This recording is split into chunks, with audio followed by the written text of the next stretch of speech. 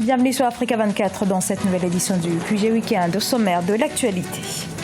Le Mali se dirige-t-il vers l'application de l'accord de paix d'Alger? Les autorités maliennes, les ex-rebelles et les facilitateurs de la crise s'accordent sur un nouveau calendrier pour mettre en œuvre certaines dispositions de ce texte signé en juin 2015. Décembre 1945, création du franc CFA dénommé à l'origine franc des colonies françaises d'Afrique. Plus de 70 ans après sa mise en place, une question demeure. Faut-il continuer avec cette monnaie? Une question qui fait débat au Tchad. Puis le portrait à suivre dans ce journal de Johanna Osibi. Johanna Osibi, voix du reggae burkinabé, membre du mouvement Ballet Citoyen. Il est également un artiste très engagé.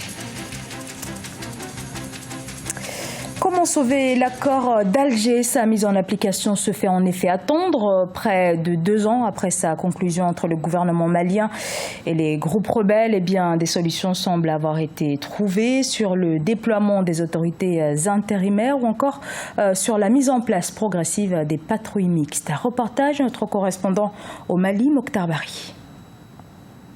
Bloqués depuis la 14e session du comité de suivi des accords, les pourparlers réclamés par certains groupes ont réuni des ministres venus d'Algérie, de Mauritanie et du Niger, les représentants de la communauté internationale, les groupes armés et le gouvernement malien.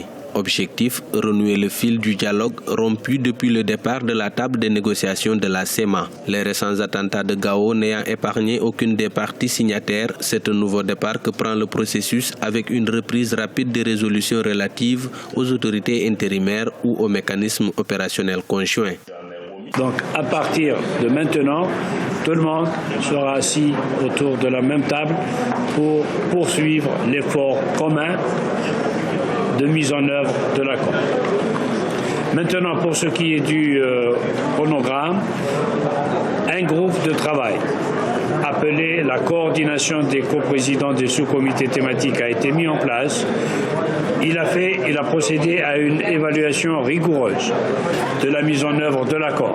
Les autorités intérimaires et le mécanisme opérationnel conjoint devraient connaître leur démarrage dès le 12 février. Ainsi, la CEMA se voit confier la gestion de la région de Tombouctou. La région de Gao, elle, échoua à la plateforme. Quant aux 3 autres régions, le choix des présidents de conseil des régions reviendra au gouvernement qui proposera des noms. Les groupes armés se disent satisfaits de la relance du processus.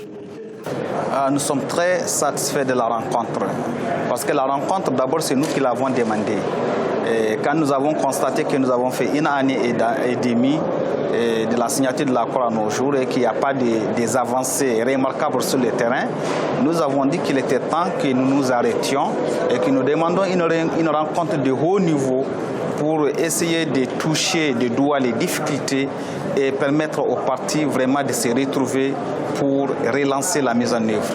Et c'est ce qui s'est passé. Vous avez vu que c'est une réunion de très haut niveau et ça nous a permis vraiment de dénoncer les difficultés, de les toucher du doigt et de chercher des solutions consensuelles entre les partis pour que la mise en œuvre de cet accord soit une réalité.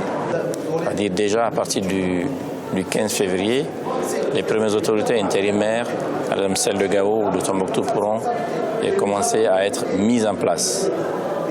Ensuite, immédiatement, on envisage la mise en place de ce qu'on appelle les patrouilles mixtes, qui composent, comme vous le savez, qui sont composées de la CEMA, la plateforme, le gouvernement, le tout sous le contrôle et sous l'égide de l'aménagement et de Barkhane. Nous sommes également entendus sur la nécessité de désigner cet observateur indépendant que nous attendons depuis très longtemps. J'estime que la journée d'aujourd'hui a été concluante. 19 mois après la signature des accords, des blocages subsistent, d'où la nécessité de cette rencontre. La médiation entre le gouvernement et les groupes armés se donne 2 semaines pour faire bouger les lignes. Notons que les premiers responsables des différents groupes armés ont effectué le déplacement de Bamako.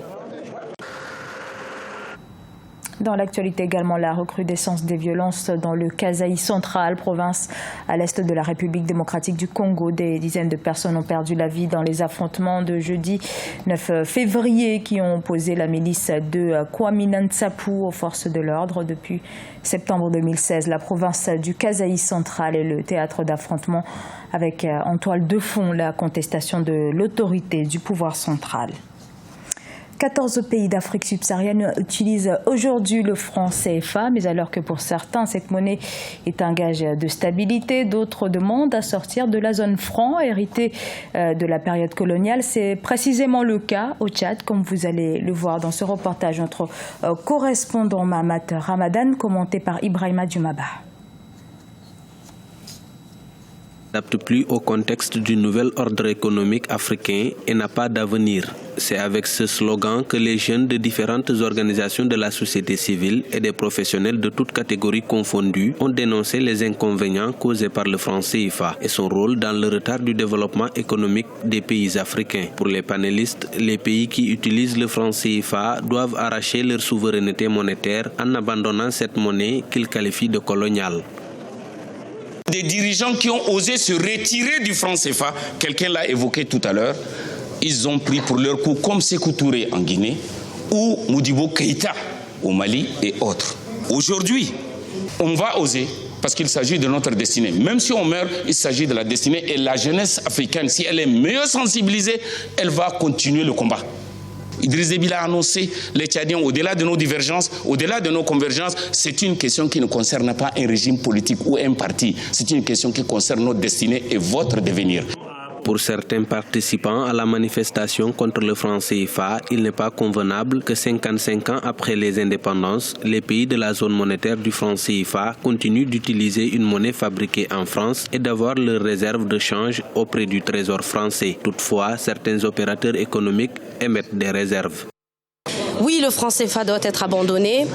Le faire, mais avec modération, avec maturité d'esprit, en mettant en place des politiques qui puissent faire en sorte que la future projection politique d'abandon du franc CFA soit maintenue et permette une économie, un développement du continent africain en mettant en place un nouvel ordre économique africain et non pas mettre juste une monnaie comme certains le prétendent pour dire qu'on a abandonné le franc CFA et c'est tout. Les jeunes des organisations de la société civile, les intellectuels et tous les manifestants ont demandé au nouveau président de la Commission de l'Union africaine, Moussa Faki Mahamat, d'ouvrir un large débat sur la question du franc CFA et la souveraineté monétaire des États africains après sa prise de fonction. Rappelons qu'une centaine de jeunes ont pris part à la manifestation anti-franc CFA. Au Burkina Faso, une nouvelle céréale fait fureur chez les agriculteurs. Il s'agit du Mung Bean, une variété du niébé. Cette filière est aujourd'hui porteuse de beaucoup d'espoir pour les producteurs. Reportage notre correspondant Jean-Paul Ouedraogo. Avec un marché qui s'annonce prometteur pour le pays, mais également pour l'Inde et la Chine, le Mung Bean burkinabé ou le niébé vert sort de sa phase d'expérimentation. La nouvelle semence, dont la production est encouragée par son promoteur, entend révolutionner l'agriculture burkinabé. De ce fait, la prouesse de sa découverte a été grandement saluée par les autorités. Les Burkinabés sont des travailleurs, ce sont à majorité, les 80% sont des producteurs, des paysans.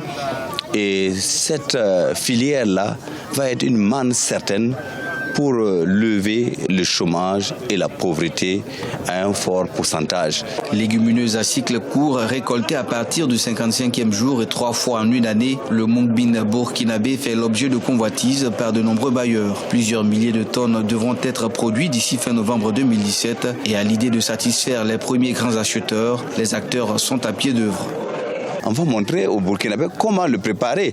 Ce n'est pas du soja, c'est du haricot, c'est du niébé.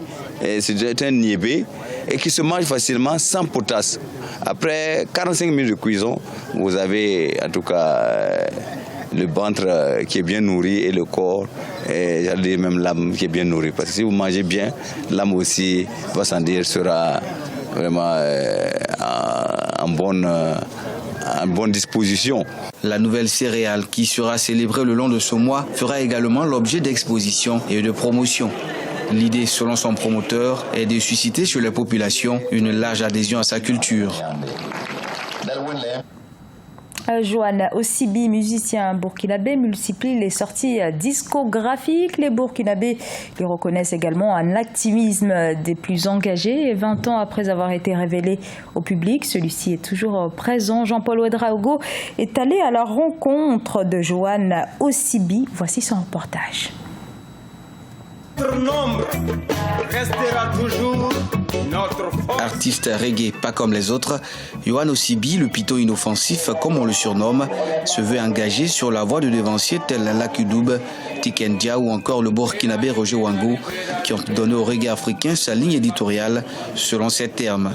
Né à Saïwa, dans l'ouest de la Côte d'Ivoire, c'est en avril 1998 qu'il découvre son pays, le Burkina Faso, où il devient à partir des années 2000 une figure comptant pour la musique de ce pays.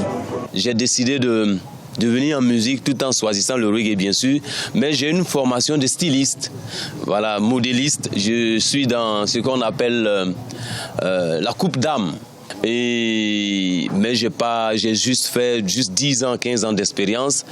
La musique a pris le pas. Vous savez, la musique, le virus de la musique, c'est terrible hein, quand ça te prend, ça neutralise tout. Donc finalement, je suis professionnel en musique.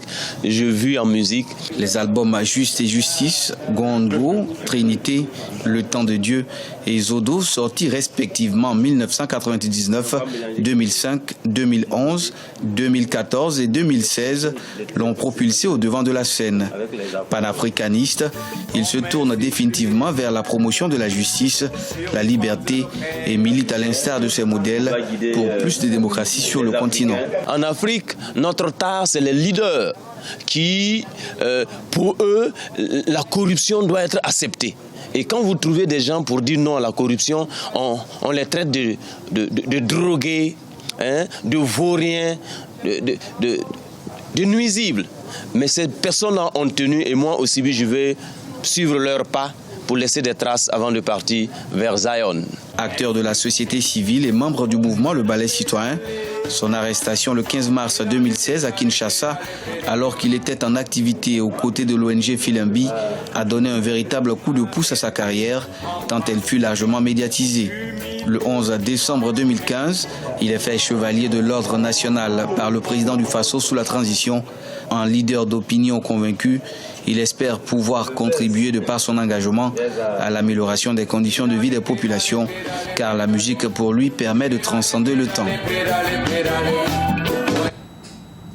Ce journal a été réalisé par l'ensemble de la rédaction. Nous vous remercions pour votre fidélité. Dans un instant, une nouvelle édition de l'actualité sur Africa 24.